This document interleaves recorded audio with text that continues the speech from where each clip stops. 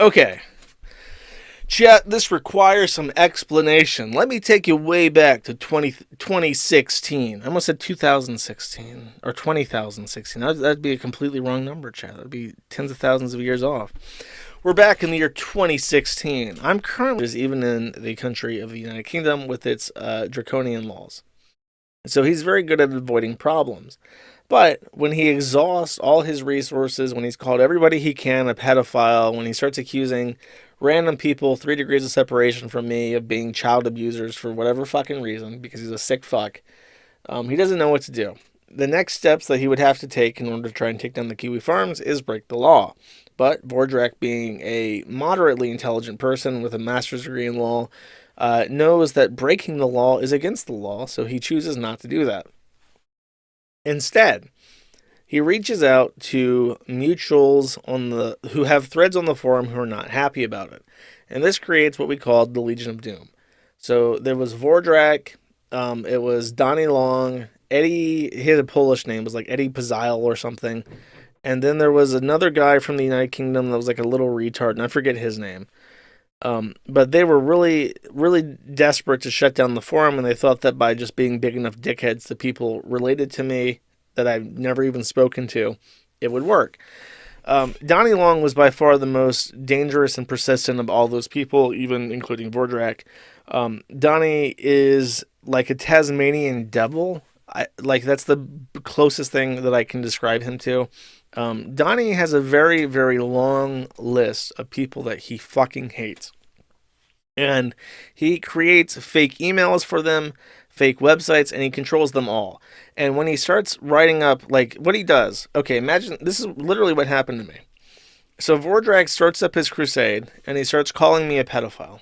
And he tries slinging whatever fucking money he can. He tries to defame me in any which way he can. He pumps out literally hundreds of articles on his blog site to try and poison my SEO. And I don't care. I don't relent. So then he goes after my mother, and it doesn't work. And he goes after my grandmother, my grandfather, my aunt and uncle, and my father's brother, and literally people I've never met or seen or spoken to or heard of in any way, shape, or form were suddenly being called pedophiles on this guy's blog.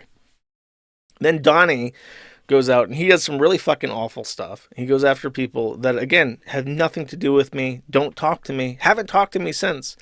And he even gets sued by one of them. And that is kind of the beginning of the end of the Vordrak arc. Because what happens is that when he got sued by someone in my family, Donny said, look, I know he didn't want to deal with it. So he said, look, I've got... And the person that sued him figured out how to service him. He was in hiding and nobody knew where he was. But there's ways to service people even if they're in hiding. And when the lawsuit got serviced correctly, he took notice of that and said, look, if you'll drop the suit, I'll give you all the evidence of who's really doing this and whose ideas this are. And he proves that it's Sam. And this person in my family goes after Sam in England and hires, I always forget the name of this, but it's like a big dick. It's one of like the highest, most important defamation law firms in the United Kingdom. Very fucking expensive. Sam actually tried to join their law firm, because in the UK, in order to become a proper solicitor, you have to be interned at a firm.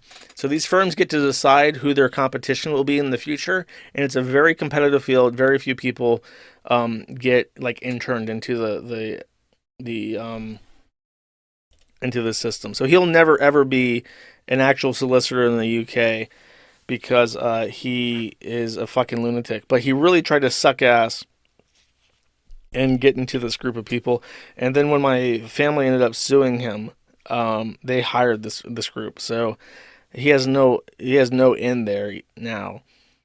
But eventually, I think Sam settled with them, took down all the articles about those people, but not my mom. Because when this, to give you an idea of how fucking cruel people in my family are, and then people wonder, like, Josh, don't you care? And it's like, well, when they blame my mom for this. So when Sam took down all his articles, the person that sued him had no clause whatsoever that the ones about my mom go down. So those are still up to this day because they McLaughlin. Sounds close. I'm not sure though. So those are still up. Then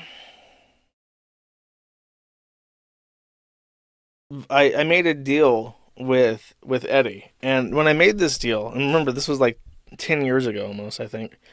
I did not expect him to agree, and I didn't expect him to actually hold up his end of the deal. Carter Ruck. That is correct. That's the one. Carter Ruck. That's the one. That's the one that they hired to sue him, and that was the one that Vordrak brown nosed real fucking hard. Like he was tongue deep in that butthole for Carter Ruck. And let's see. I told him, I said, I would delete your thread and I'll keep it down as long as you, A, give me all your email exchanges with Sam, and B, you fuck off. And he did. Uh, so I never expected that. And at this time, I was, for whatever reason, just coincidentally at the same time Bordrak was doing all this shit, I kept getting swatted.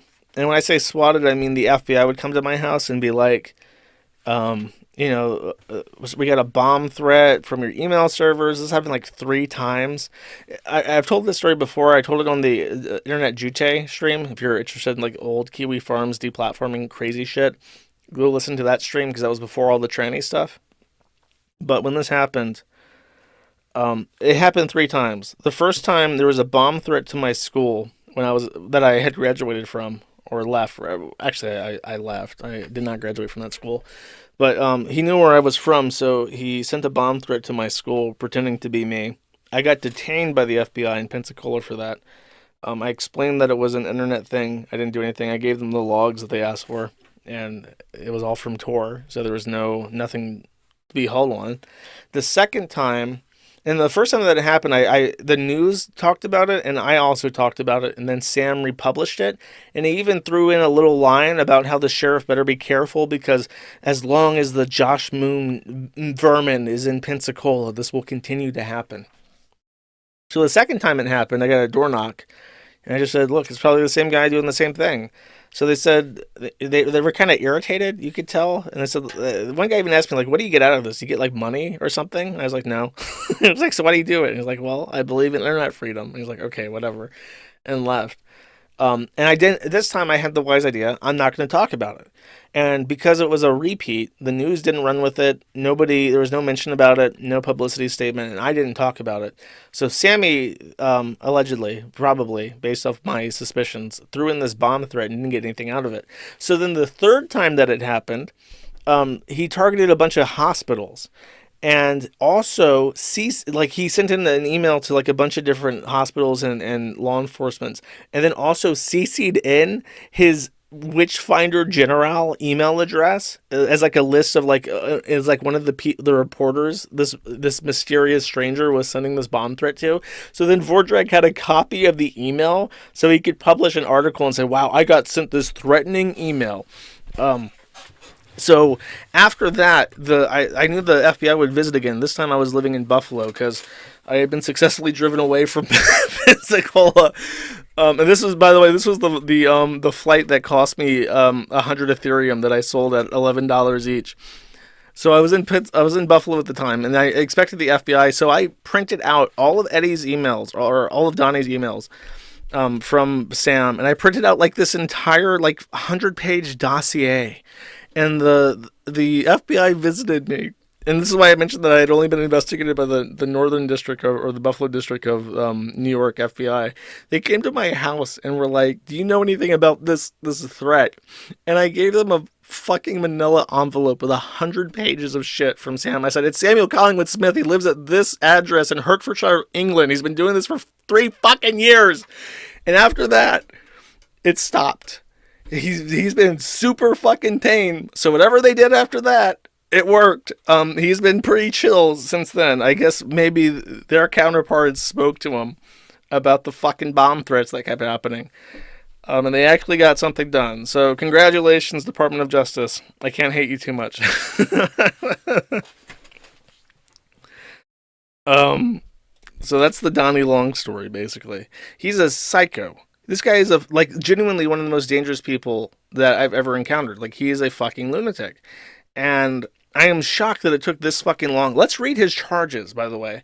I mentioned that he's a porn star. And when I say porn star, what I mean is he has an Asian wife that he has sex with and puts the videos on the internet and then calls himself like a hotshot porn star. When really he's just like having sex with like mail order brides in shitty rooms. And I think that actually they probably weren't with him consensually based on his charges. Let's read, chat. Extortion or threaten another person. Harassment of judge or assistant. Coercion or intimidation. Financial benefit from forced labor. That's a fucking slavery charge. He got hit with human trafficking. So I bet you his Asian wife that he's been doing sex videos with all these years was not with him consensually. And he's basically a slaver.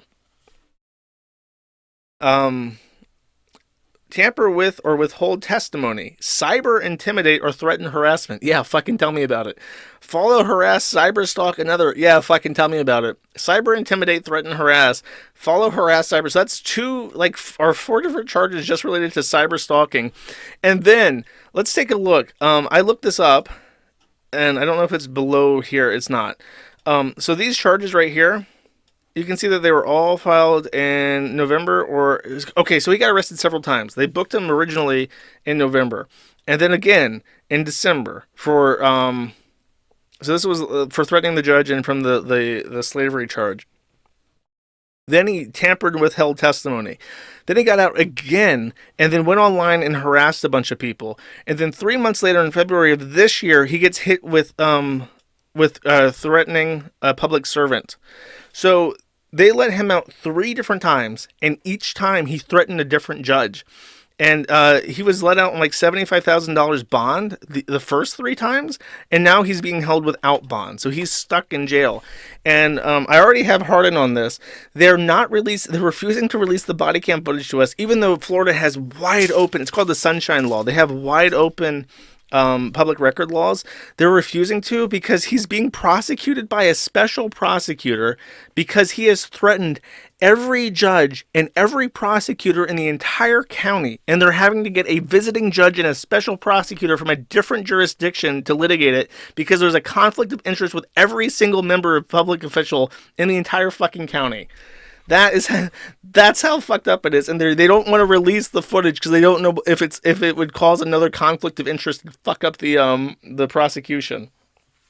And while he's been in custody, he has filed several complaints with the jail for various treatment. He's alleging cruel and unusual punishment, that they're not treating him well in jail. So he's like a genuinely fucking insane person.